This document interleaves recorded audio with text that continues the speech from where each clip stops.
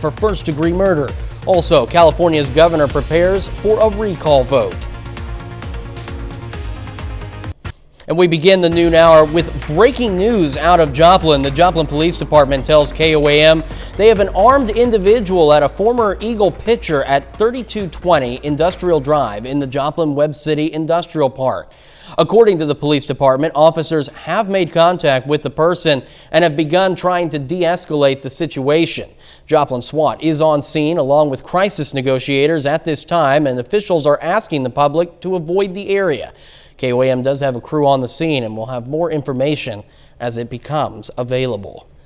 A routine traffic stop in southeast Kansas leads to the arrest of 4 people, including one wanted for first-degree murder of an infant. Just before 11 Saturday night, Caney police stopped a vehicle near the intersection of Vine and Taylor Street in Caney for displaying a paper tag that was unreadable. Police arrested all 4 occupants. They discovered 28-year-old Angelic Moore of Altoona had an active warrant for first-degree murder out of Montgomery County. The warrant stems from an incident in March of this year when prosecutors say Moore murdered a 2-month-old infant. She's also charged with possession of drugs and intent to use the drugs. The other 3 occupants were arrested as well on various charges. Police arrested Donald Bruton for driving with a non-registered vehicle, no insurance, and an open container. Ryan Banning had outstanding warrants from Neosho County, and police arrested Elizabeth Moore for possession of marijuana, meth, and drug paraphernalia.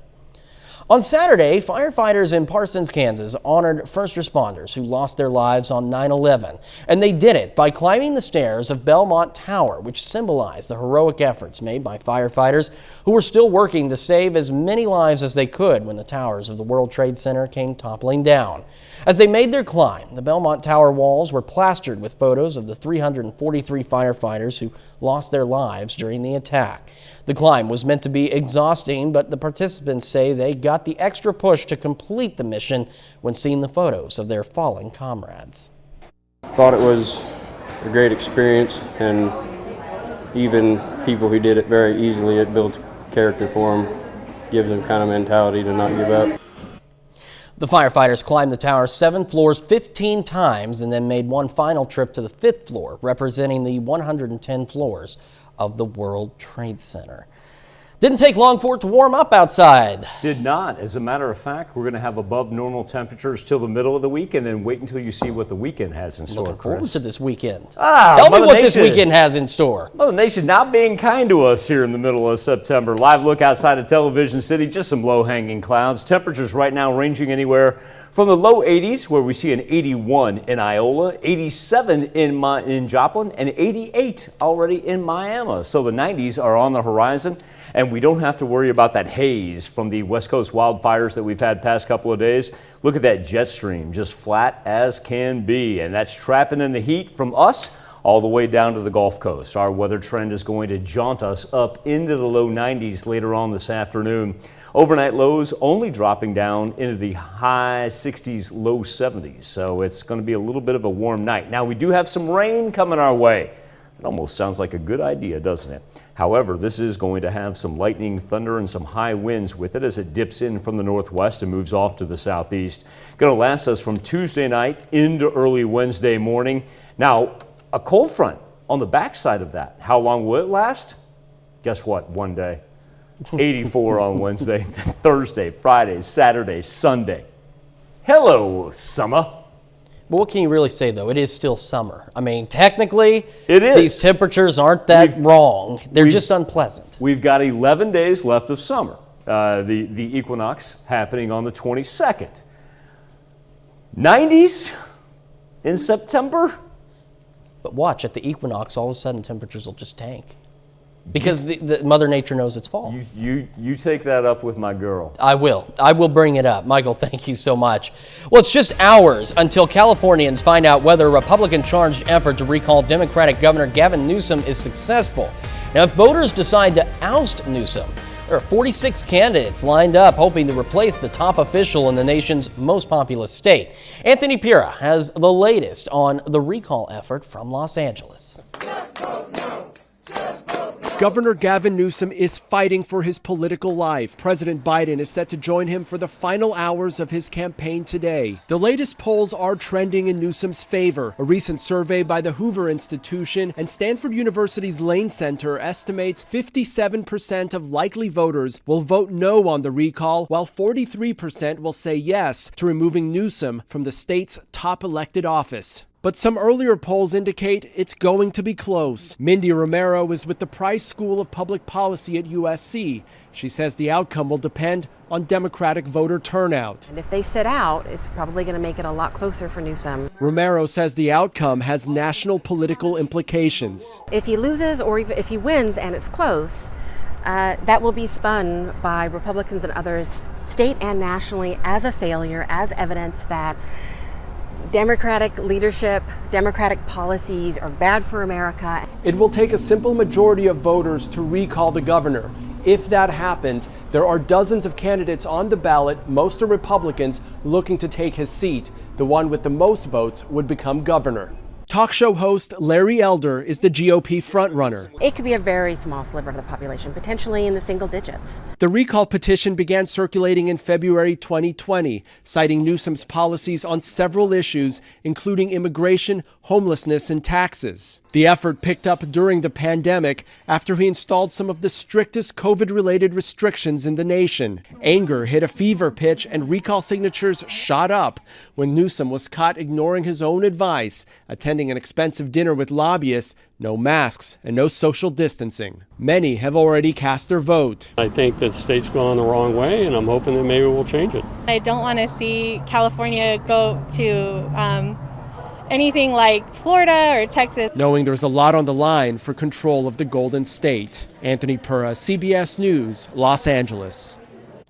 There's been one successful gubernatorial recall in California. Republican Arnold Schwarzenegger took the reins of the state government after voters recalled Democrat Gray Davis. Now, Schwarzenegger served from 2003 to 2011 when he was term limited out. The state then returned to Democratic control when former Governor Jerry Brown won the election to replace Schwarzenegger. That's a look at today's top stories and weather here on the KOAM News at noon. Up next, the nation's oldest World War II veteran celebrates a milestone birthday. And later, Howard's making California Dreamin' pasta toss today in the Mr. Food Test Kitchen. We're continuing to follow breaking news out of Joplin. We have some new information from the Joplin Police Department. About 8:30 this morning, a male armed with a handgun aimed it at his head. He did not shoot other people. Now, the Joplin Police Department tells us that they do have that armed individual at a former Eagle pitcher at 3220 Industrial Drive in the Joplin Webb City Industrial Park. According to the police department, officers have made contact with the person and have begun trying to de-escalate the situation. Joplin SWAT is on scene along with crisis negotiators at this time, and officials are asking the public to avoid the area. KOAM does have a crew on the scene, and we'll have more information as it becomes available. Well, the nation's oldest World War II veteran celebrated his 112th birthday on Sunday. Lawrence Brooks served in the U.S. Army after being drafted in 1940. He was born in Norwood, Louisiana in 1909, but moved to New Orleans in 1929, where he has lived since. Here's a look at his birthday celebration. Today is Mr. Lawrence Brooks's 112th birthday. My sunshine, my only sunshine. This is one of the days that the entire staff of the World War II Museum looks forward to. We all love Mr. Brooks. He represents so much. He represents a generation that helped save the world. He's just a wonderful person. If you ask Mr. Brooks, how did he live so long? He's going to tell you, be nice to people. He's just such a wonderful man and means so much to his community, to his church, to the National World War II Museum. But as the oldest veteran in the United States, he means a lot to this nation. And many more.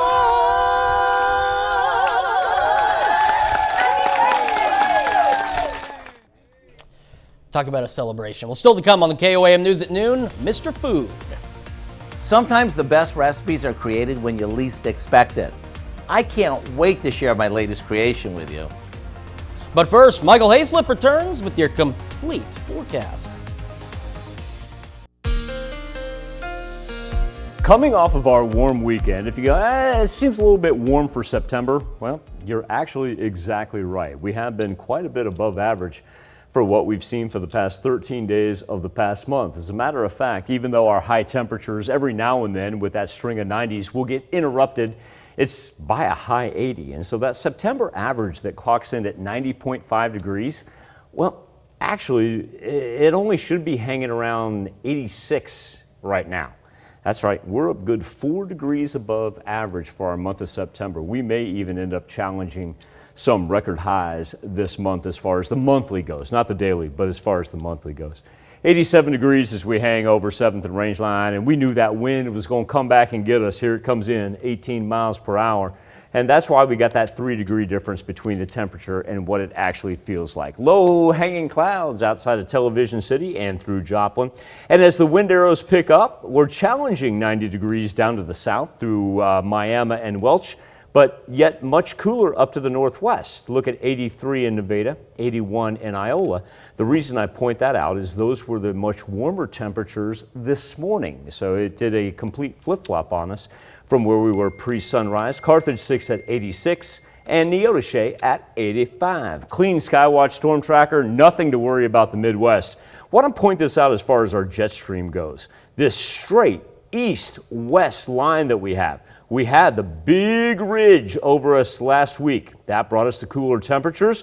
We had the cutoff low throughout the Four Corners. All those now a thing of the past. But what is not a thing of the past and is brand new, that would be called Tropical Storm Nicholas. Not yet a hurricane, but it has the chance because it wants to hang over water here for the next day before it makes landfall on the Gulf Coast of Texas. And when it does, we're talking about up to 20 inches of rain for that entire coastal system all the way through Louisiana. It's also going to force us some Gulf moisture as they have not only tropical storm watches, but even hurricane watches along the coast all the way now, look at that, with flood warnings popping up on the Florida Panhandle. As far as our severe thunderstorm risk map goes for the contiguous 48, cuts us out for today. That's going to change for tomorrow though, because beginning Tuesday night into Wednesday morning, we finally will get some precipitation. Be nice if it were just like some September showers, probably not going to be the case. So at the bottom corner, that's where we get Nicholas precipitation. On the top, that's a cold front that drops in off the upper plains. You see those times where we're going to have good bouts of rain, thunder, lightning, and heavy winds as well, and that'll last us all the way through Wednesday morning. Breaking up through the central portion of the 4 states and then breaking on Wednesday evening. And it's for a 7-day forecast that'll bring us nice temperatures on Wednesday.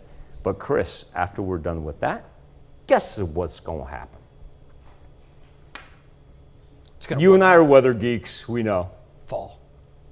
Not fall. Oh, well, so I'm a little ahead of schedule. As Nicholas makes landfall, he's going to take all that Gulf moisture in that low pressure system. He's going to buffer it our way. And while our rain chances for the weekend do not necessarily increase, that 91, 94, 93, that's going to feel about like 98, 99, 100.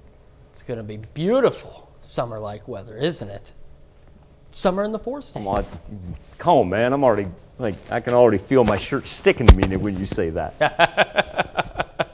But hey, you know, it wouldn't be the 4 states if we didn't have that humidity, right? That is true, my friend. That is true. All right, Michael, thank you so much for that pleasant update. We do take this time now to honor one of our many 4-state heroes. Corporal Joseph Pauly hails from both Lexington and Nevada, Missouri. He served in the Army from 1943 to 45. Corporal Pauly's troop provided mechanized security for General Patton's supply train, the Red Ball Express. And we thank you, Corporal Joseph Pauly, our 4-state hero.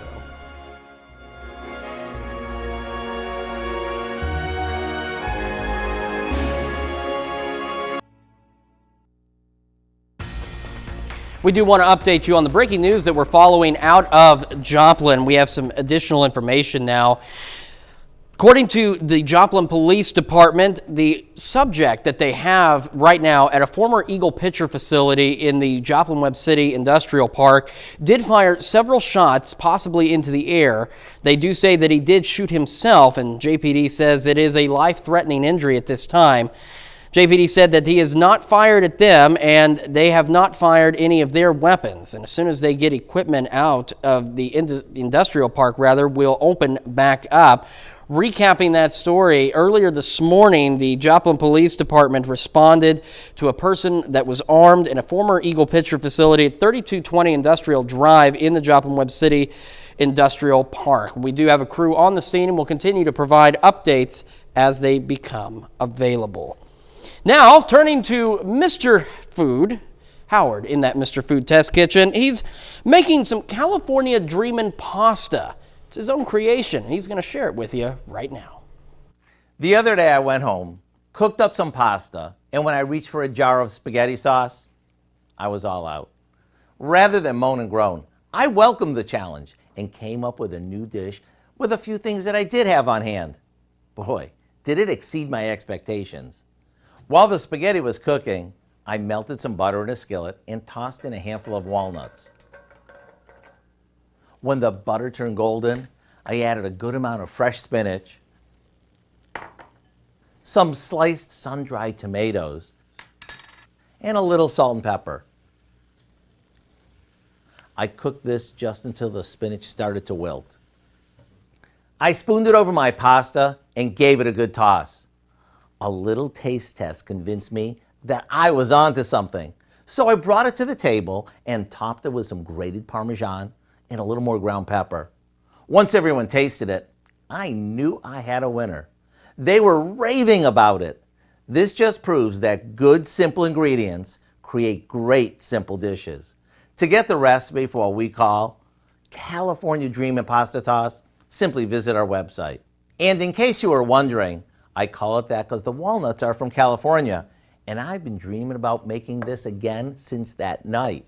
I'm Howard with Kelly in the Mr. Food Test Kitchen, where today we found a dreamy way for you to say, ooh, it's so good. And of course, you can find this recipe and many others on our website. That's KOAMnewsnow.com. Here's a look at 4 state market prices.